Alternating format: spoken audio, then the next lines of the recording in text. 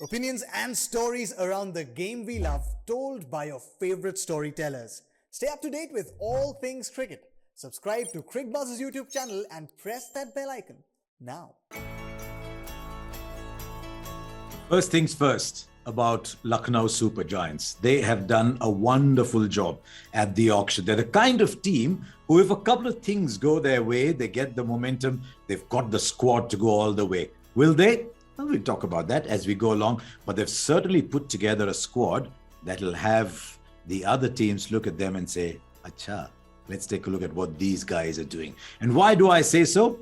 If there's one thing that CSK have told us, if there's one thing MI have told us in their prime, when they won 2 titles, KKR told us, a solid Indian core is a prerequisite to winning a title. And I think they've put together a very good core.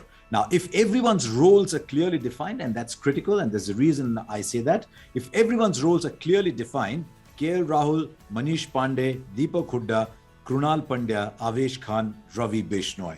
This is a very, very good Indian core. Now, around those, look at the overseas players that they've picked. None of them are sort of huge, wow, box office players, but they're mighty good players, a lot of those. Quinton de Kock, Evan Lewis, Marcus Stoinis, Jason Holder. There's some really good players there. You go down there, you look at some of the fast bowlers they've got. Dushmanta Chamira. These are all players who, well molded in a good team plan, can all come in and deliver. So what can lead to the Lucknow Super Giants having a blockbuster season? I think a lot will come round to the role that the captain and the lead batsman plays. And that is why a lot is going to be about KL Rahul. KL Rahul, the captain, KL Rahul, the batsman. So let's look at both.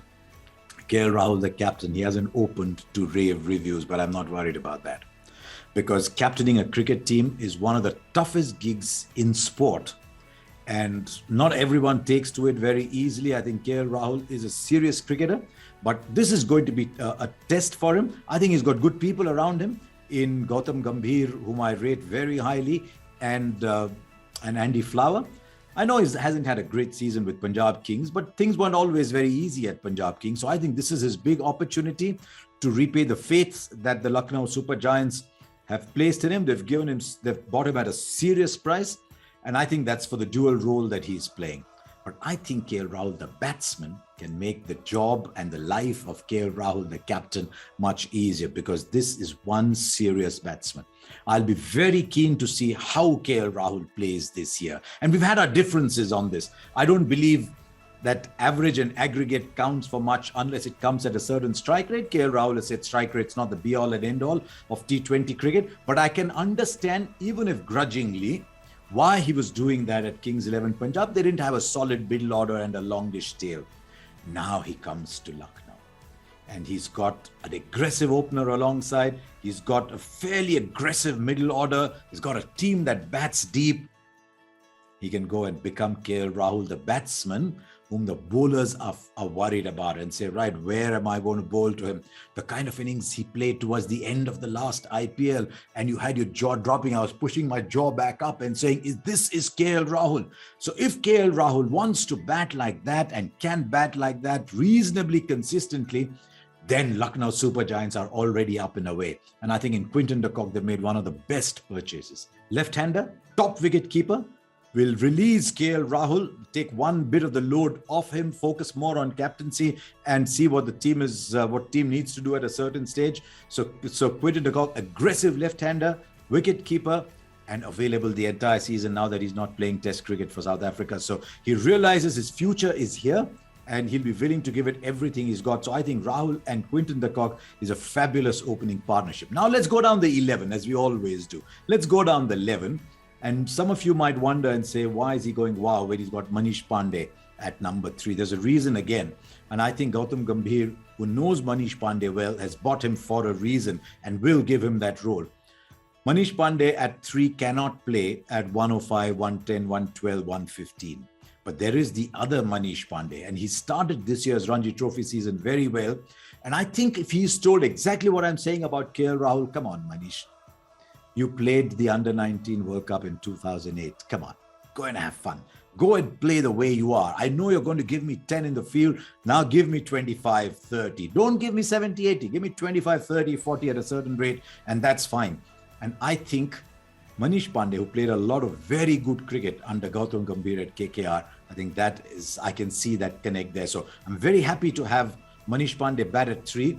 Deepak Hooda has grown and grown and grown since leaving Baroda for Rajasthan. I know there'll be a lot made about the fact that him and Kunal Pandey had a big fallout, are coming together. That's a leader's job, not something for us to worry about other than the odd chuckle and observation when they take the field, but nothing more than that. I think he's one of the most improved players on the Indian domestic circuit. He came in quite easily into the Indian side, played the role that was given to him pretty well. I think he can be 4. He could even be 5 if you want Marcus Stoinis to play up the order. In case Marcus Stoinis is not available for a certain part and they want Evan Lewis to play up the order, then Evan Lewis can bat at 3, Manish Pandey 4, Deepak Hooda 5. I think you'll find that this is one of the other qualities of Lucknow. They've got a lot of flexibility in their batting order. Then another player I think should always have been a big buy at the IPL, and that is Jason Holder.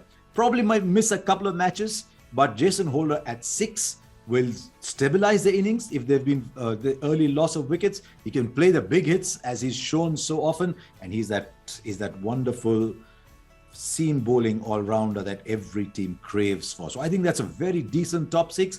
I think it's a pretty hard-hitting 6. As I said, if the roles are clearly defined, explained and executed, and then we come down to the bowlers. But remember what we've already got when they start playing full strength. In Stoinis and Holder, you've got 5 or 6 overs there already, plus the keeper. It's a dream combination. As a lot of you who've been following my blogs and my thoughts on the IPL realize I've been saying over the years. Then Kunal Pandey at 7. Now see what happens if Jason Holder is not available for a couple of games. Kunal Pandey can easily bat at number 6 to it, perfectly capable of batting there. So Kunal Pandey at 7. Then let's look 9, 10, 11. Dushmantha Chamira, who's grown wonderfully in the last couple of years. He'll be a wonderful find over there. He can also give you some big hits at number 8. He's a fast bowler. They'll want Avesh Khan to reproduce the form in his second game for India. He looked a lot more at ease. He did that. And I think Ravi Bishnoi is a steal. That retention of Bishnoi might just prove to be the inspirational choice. So that's 10 players there. What have we got now here? Chamira, I know he's not great at the end, but if he's playing, he's got to be able to bowl at the death, him and Avesh Khan. That is where Jason Holder is very important. You got Kunal Pandey, you got Ravi Bishnoi, you got a bit of Marcus Stoinis. You can play a floater now. Who should that floater be? Because the batting's already there. I want someone who'll add depth to the batting and who'll give me 2 or 3 overs if required, and who'll give me a different kind of bowling option. And that is why in the 11 that I've picked, I've gone for Krishnappa Gautam. You could play Shahbaz Nadeem as well, because he's a different kind of left-arm spinner to Kunal Pandey. But for whatever little we've seen of Krishnappa Gautam, we've not seen a lot of him, but he's done well for Karnataka this year. He's bowled a fair bit. He's taken wickets. He could give you 2 or 3 overs, and he can hit boldly at the end. But also, what are you telling Krishnappa Gautam? You're not this high-priced guy who's not getting a game anymore. You're in a team that's already got 7 batsmen and 1 below you who can bat. It's a team that's already got 20-odd overs. Go and have fun. So I would have Krishnappa Gautam batting down there alongside Kunal Pandey to provide another option. Death bowling, if Jason Holder is consistently available, yes, the death bowling could be a factor. But I think this side can score a lot of runs, can chase down a lot of runs. And I think if KL Rahul has a big season, as he should, is comfortable leading the side, as he should. I mean, Quinton de Kock's been captain of South Africa as well. He's got good support around him. I think this is a very, very well-picked side by Lucknow Super Giants. And I'm going to be watching them very closely in this year's IPL.